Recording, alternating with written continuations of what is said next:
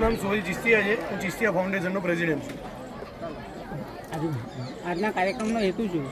આજના કાર્યક્રમનો એવું હતો હેતુ કે નાજ ફાઉન્ડેશન ને એસકે ગ્રુપ જનતાલ દ્વારા 11 ક્ષત્રિય સમાજના જોડાઓનું એક સમૂહ સાધીનું આયોજન કરવામાં આવેલું હતું અને તેની અંદર કરણી સેનાના અધ્યક્ષ સાહેબ શ્રી ડૉક્ટર રાજ શેખાવત સાહેબ અને ચિસ્તિયા ફાઉન્ડેશનના પ્રેસિડેન્ટ હું જાતે સોહિલ ચિસ્તિયા અમને બંનેને મહેમાન તરીકે બોલાવવામાં આવ્યા હતા.